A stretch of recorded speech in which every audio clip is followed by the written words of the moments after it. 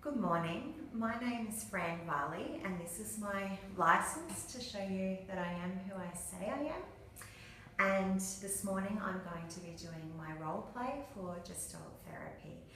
My friend Alex Whippy has given permission to be in the role play as well.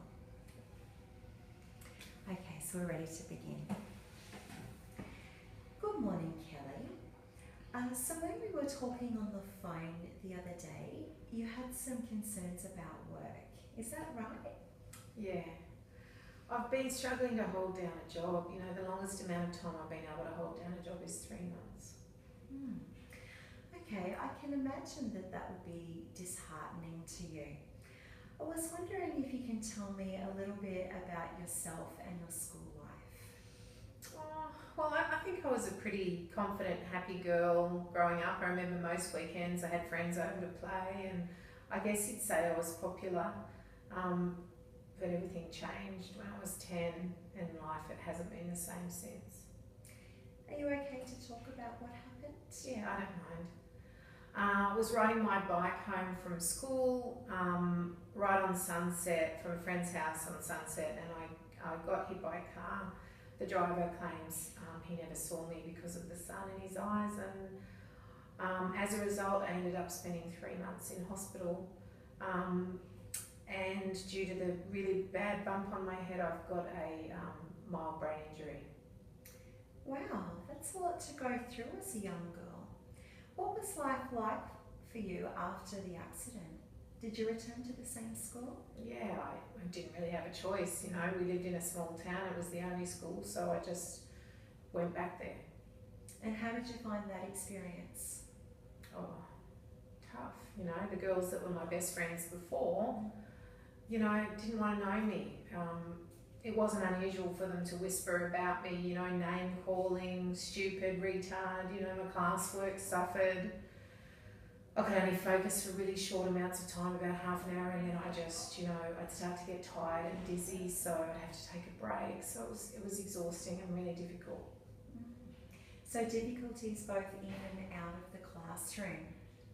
Did you end up going right through to grade 12? No, I finished at the end of year 10. I couldn't, the schoolwork, I couldn't, you know, it was fine, I was passing, but I couldn't handle the bullying, I couldn't handle the social side of things at all.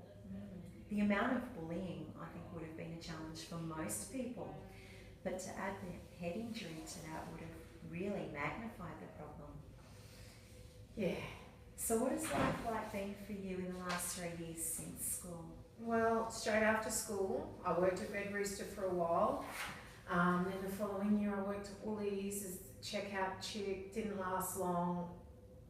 And then I worked, you know, most recently I worked at Coffee Club, but that didn't last long either.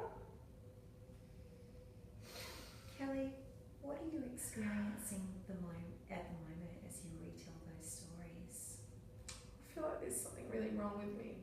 I'm embarrassed. You know, I must be so stupid to not be able to hold down a job, you know, even as a checkout chick, you know. It's so difficult to hold down a job, to keep it.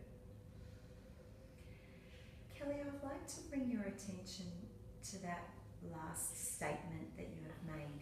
It is difficult to hold down a job. With this statement, you are distancing yourself from the experience. If you could put this statement into an I statement, what would you say then? I suppose what I'm trying to say is I have difficulty holding down a job. Okay. Was wondering if we could explore the difficulty of holding down a job for a moment. Would that be okay? Yeah, that'd be good. Good. Can we start with the feeling that you have when you first find out that you have got the job and you initially start? What is going on for you at that time? Oh, when I get the job, I'm on top of the world. I'm so excited. I can feel like my luck's about to change, and you know, I can't wait to begin. I do really want to work, you know, that's the thing. And does this feeling stay with you, or does it change over time? Oh, after a while that enthusiasm is replaced with dread, you know. anxiety becomes my strongest feeling. I can't handle being around people all day. Customers start to annoy me, you know, and I'm sure they think that I'm stupid, and the pressure just, you know, makes me make more mistakes and I feel more stupid, and yeah. Okay, Kelly, so what I am seeing is two strong opposing views. I would like to introduce a technique called the internal dialogue exercise for you to explore these two roles. So the one that is most prominent when you begin work, we'll refer to as the top dog. So we might make that the seat for the top dog. And the one that is more prominent after you've held your position for a while, we refer to that as the underdog. So we'll use that chair there for the underdog role. The idea is that you take on each of the two separate roles by sitting in the two chairs. If you are happy to try this, then I'll let you leave it. I'll let you decide which role you take on first. Okay. Yeah, thanks, Fran. I'd be happy to give that a go. I think I'd start with the top dog. Okay, alright, so we can just stay in that chair? Yep. Alright, good. Can you tell me a little bit more about your experience of starting a job? When I get the phone call to say that I've got the job, I'm so happy. I think about how great it's going to be to have something to do every day, somewhere to go, somewhere to be. You know, I start mentally spending the money I'm going to earn. You know, it's a good feeling. My days have been broken border over, and I have a purpose to my days again. Well, that sounds like a positive experience. Would you like to have a turn in the underdog chair now? Oh, okay.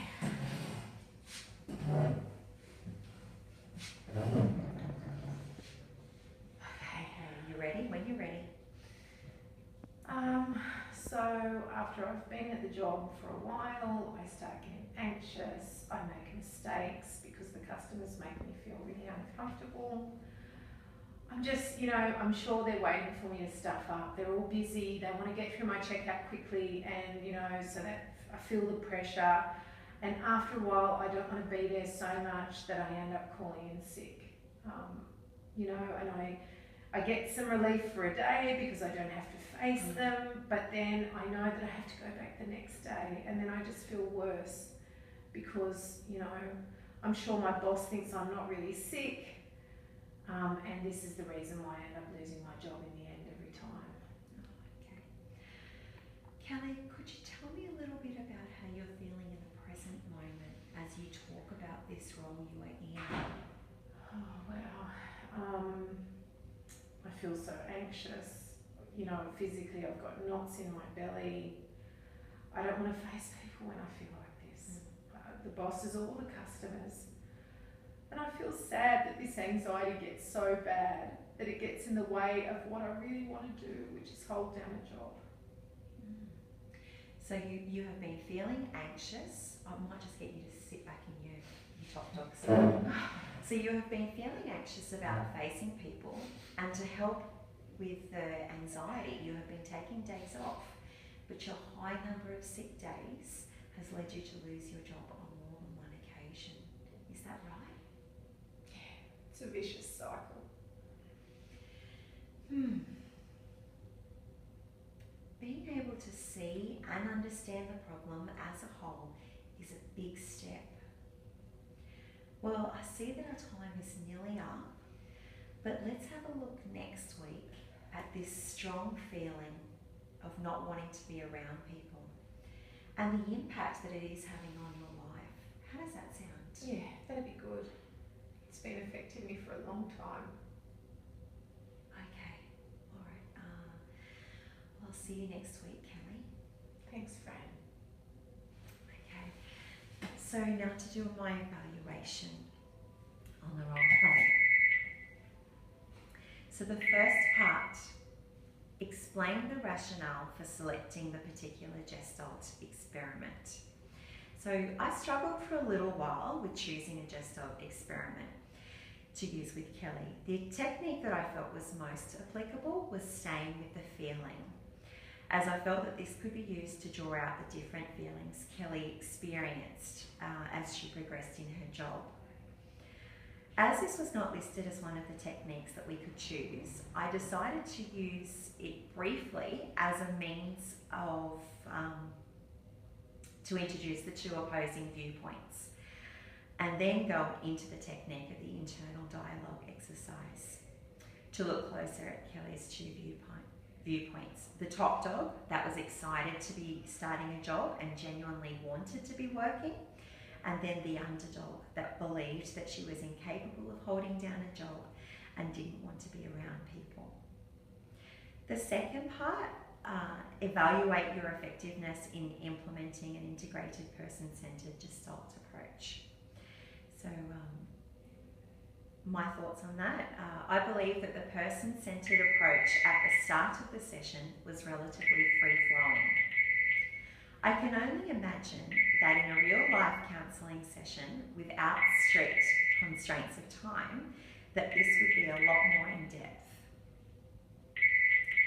I was a little disappointed with my exploration of the client's verbal language.